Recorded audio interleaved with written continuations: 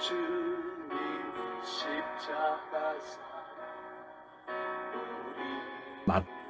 제촉하시네. 오늘 들고 예루살렘 향해 일어나 너 거침없이 나아가라. 영원한 태복음 1장 6절에 보면 이 바세바의 이름은 나오지 않냐고 다윗이 우리아의 아내에게서 솔로몬을 낳았다 이렇게 기록하고 있습니다. 그래서 다른 사람들은 이름이 다 나오는데 여인 5명 중에 4명은 이름이 나오잖아요. 그런데 왜 바세바는 이름을 기록하지 않고 우리아의 아내라고만 말하고 있을까? 그래서 이제 그것을 쭉 추적해서 다윗의 그 삶과 여러 성경의 구절들을 보면서 이제 연구를 해봤죠. 결론은 우리아의 아내의 어떤 결단과 액티브한 믿음의 그 결단으로 지금 이 족보에 등재되는 것이 아니고 거의 다윗이 이스라엘이 암몬과 전쟁을 대대적으로 하고 있는 전 나라의 전쟁 상황 속에서 다윗이 나라가 상당히 이제 체계가 잡혀 있고 경고에 가니까 자기도 모르게 이제 좀 방심한 거죠. 그러니까 호사다마라는 말이 있잖아요. 좋은 일에 마귀가 막 역사를 한다고. 그러니까 이게 왕으로서 온 나라가 전쟁에 지금 군인들이 가가지고 나라와 나라의 관계에서 전쟁을 하고 있을 때는 사실은 왕이 나가서 진두지휘를 해야 될 상황인데 왕이 나가지 않고 왕궁에 있으면 하나님께 엎드려서 기도하고 계속 전시 상황에 대한 보고를 받으면서 어떻게 해야 될 건가를 대응책을 말해줘야 되는 초긴장 상태인데 이 다윗이 말이에요. 왕궁을 막 거닐다가 옆에서 목욕하는 여인을 보게 된 거죠. 그러니까 이제 이 다윗만의 실수는 아니고 바세바도 어떻게 왕궁 옆에 있는 집에서 그러니까 분명히 빛이 있는 가운데서 목욕을 했다는 거 아니에요. 왕궁에서 봤을 정도니까. 그래서 자기의 나체의 모습을 목욕하는 모습을 다윗 왕이 봐가지고 거기에 이제 뿅 가버린 거죠. 그래서 이 다윗이 신하를 보내가지고 저 집에 있는 그 부인은 여자가 누구냐라는 것을 알아낸 거죠. 그러니까 헷 족속의 우리아라는 사람의 아내입니다 라고 보고가 된 거죠. 알아보니까 우리아는 전쟁에 나가 있는 사람이었습니다. 자기 부하죠. 그러니까 왕의 백성이고 왕의 전쟁에 지금 군인으로 나가 있는 집에 부인을 그 뭐 돌아와서 나중에 이제 기회를 보고 뭐 어떻게 해도 될 건데 남편이 전쟁에 나가 있는 것을 알고 이 부인을 왕궁으로 불러서 바로 이 다윗이 행동으로 옮겨버리는 거죠. 그러니까 뭐 군주의 시대의 왕이 옆집에 부인을 불러서 엄난을 행해버리니까 그 바세바의 입장에서는 어떻게 한거할 수 있는 능력이 없는 거죠. 그래서 그런 상황이기 때문에 바세바의 이름을 마태복음의 족보에 이름을 등재하지 않았다고 보입니다. 자, 그러면 우리는 여기에서 이제 다윗을 밀착 취재해야 됩니다. 다윗의 행위. 그러니까 이 바세바를 이제 취한 것은 뭐 순간적인 그 엄난하는 마음이 확 들어서 그랬다고 하면 이제 회개하면 되는 건데 아니요, 이 다윗이 굉장히 조직적입니다. 치밀하게 죄를 범해요. 그래가지고 군대의 전체 총사령관인 요압 장군에게 편지를 보내가지고 이제 이 바세바가 관계를 성관계를 가지고 아기를 임신했다는 통보가 오니까 아기가 이제 들었었거든. 이게 상당히 문제다 말이야. 그러니까 알리바이를 만들기 위해서 남편 우리아를 오게 하는 거죠. 오게 해가지고 이제 전쟁에 뭐 일어나는 일과 거기 상황을 물어보고 이제 돌려 보낼 때에 며칠 있다가 이제 가라 하고 그 집에 막 짐도 상을 막 베풀어 가지고 우리아가 가는데 딸려 보냈는데 이 우리아가 얼마나 충성스러운 신하냐면 자기의 군인들이 전부 다 전쟁에 나가 있는 동안에 왕의 부름을 받고 왔는데 내가 지은 집에 들어가서 부인을 안고 잠을 자고 동침해 가지고 며칠 있다가 가는 것은 이거는 그렇게 하면 안 된다 하고 이 우리아가 옆에 있는 왕궁 옆에 있는 집에 가지도 않고 왕의 그러니까 시위대 거기에 있는 문 있는데 거기에서 잠을 자고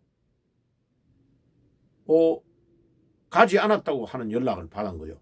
다윗이. 그러니까 다시 우리아를 불러가지고 너 왜 부인에게 가서 좀 며칠 있다가 가라고 하는데 왜 집에 안 갔느냐 이러니까 우리아가 굉장히 충성스러운 대답을 합니다.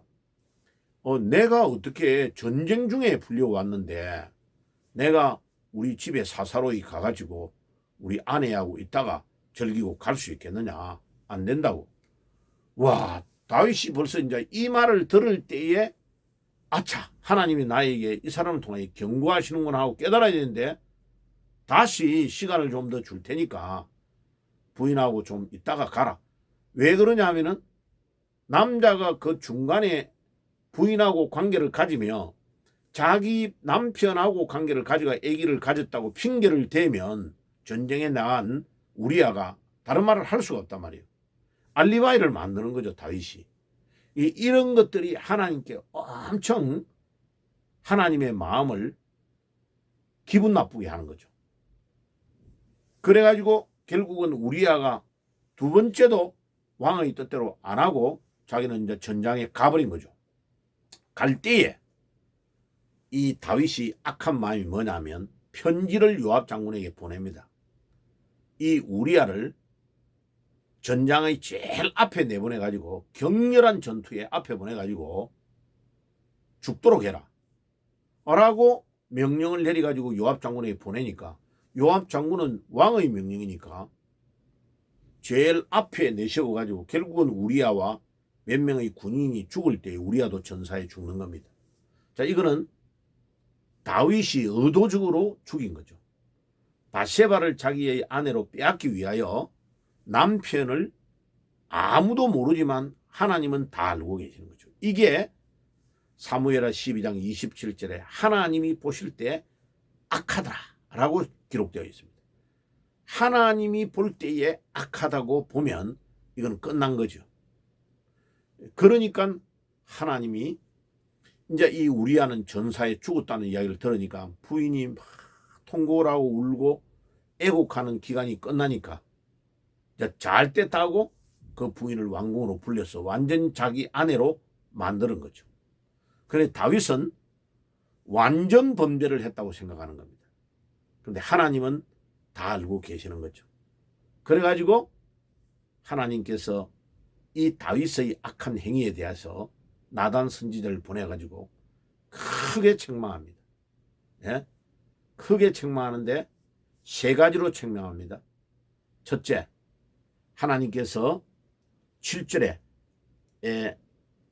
이제 이런 일을 행한 것이 딱 비유를 들어가지고 나단 선지자가 가난한 집에 암양 한 마리 딱 기르는 집이 있는데 옆집에 부자가 어마어마하게 양을 많이 기르는 부자가 자기 집에 손님이 오니까 자기 집에 양을 잡아가지고 대접을 안 하고 옆집에 딱 암양 한 마리만 가지고 있는 가난한 집에 양을 빼앗아 가가지고 잡아서 손님을 대접했다. 이러니까 다윗이 막 화를 내면서 그 사람은 그냥 절대로 둘 수 없다고 그냥 그는 반드시 죽여야 된다고 말하니까 나단 선지자가 바로 당신이 그 사람입니다 라고 말하는 거죠.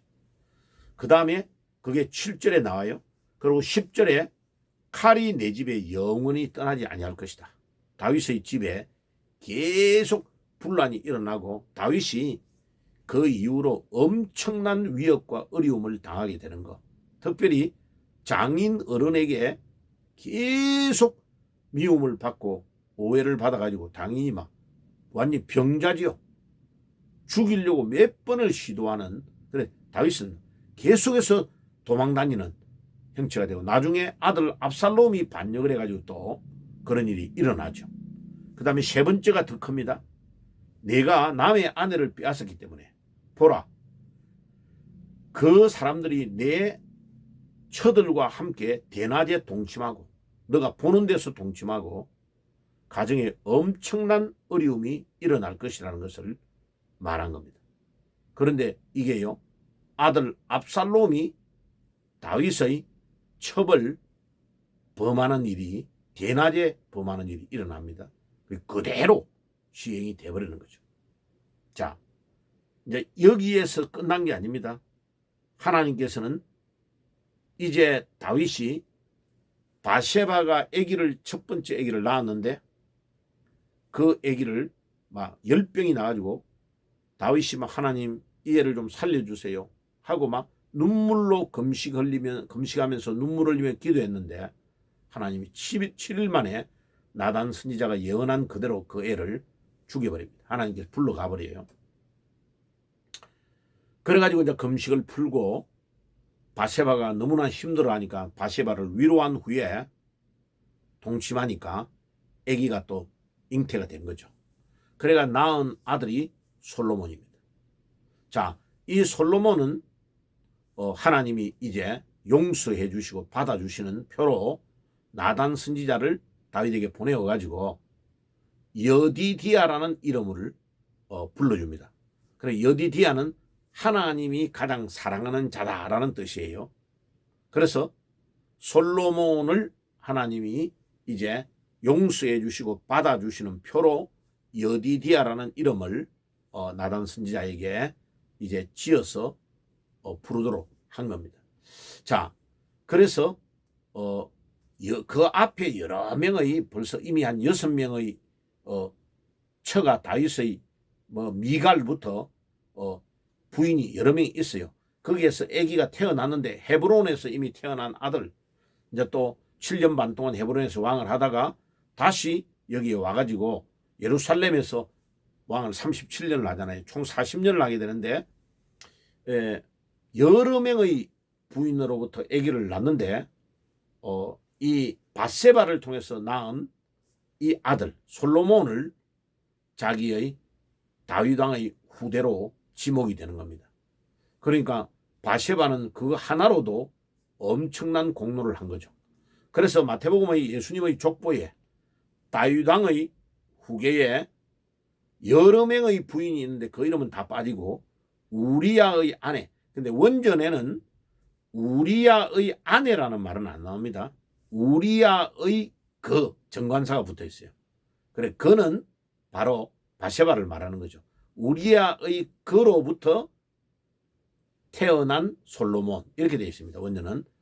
그런데 이제 바세바의 이름을 기록하지 않은 것을 보면 바세바가 믿음이 엄청 좋아가지고 왕에게 간택되어가지고 아기를 낳은 게 아니고 다윗 왕이 범죄함으로 아기를 낳았기 때문에 이름을 의도적으로 드러내지 않고 솔로몬만 언급을 하고 있다.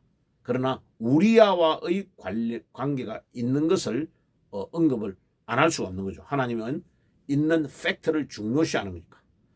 그래서 이 다윗은 이 사건이 바세바를 범한 이 사건이 자기 일생에서 가장 치명적인 범죄고 하나님 앞에 시편 51편에 침상이 마르지 않도록 눈물을 흘리며 회개하며 기도했다고 합니다.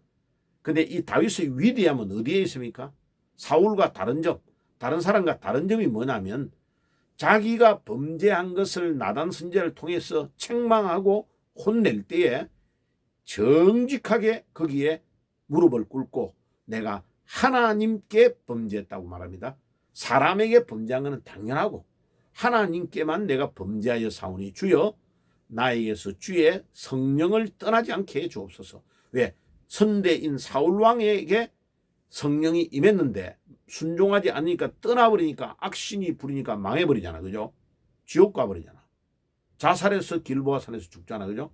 그거를 봤던 다윗은 하나님의 성령이 자기를 떠나버리면 끝이라는 것을 알은 거죠.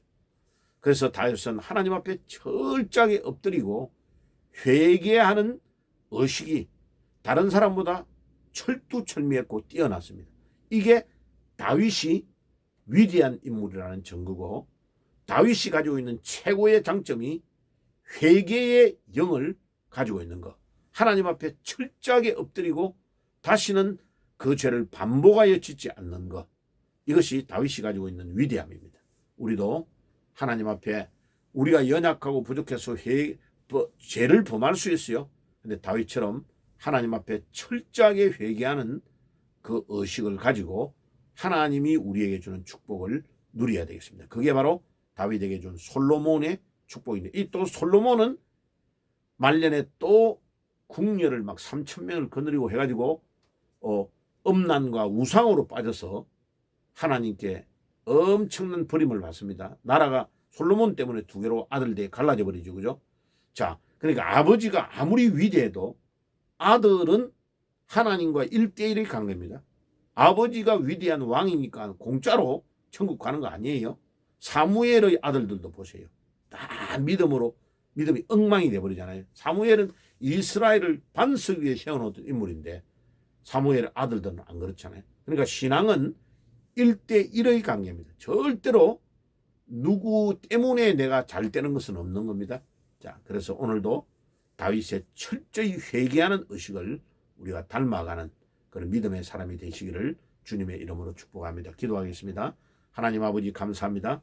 오늘도 다윗을 통해서 중요한 교훈을 얻게 하시니 감사합니다. 우리도 부족하기 때문에 늘 범죄할 수 있습니다.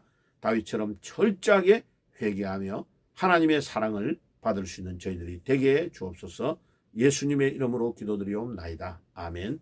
지금은 우리 주 예수 그리스도의 은혜와 하나님 우리 아버지의 사랑하심과 성령님의 교통하심이 오늘도 다윗같이 우리가 범죄할지라도 철저하게 회개하며 하나님께 나아가기를 소원하는 모든 주의 백성들 머리 위에 지금부터 영원까지 항상 함께 계실지어다. 아멘.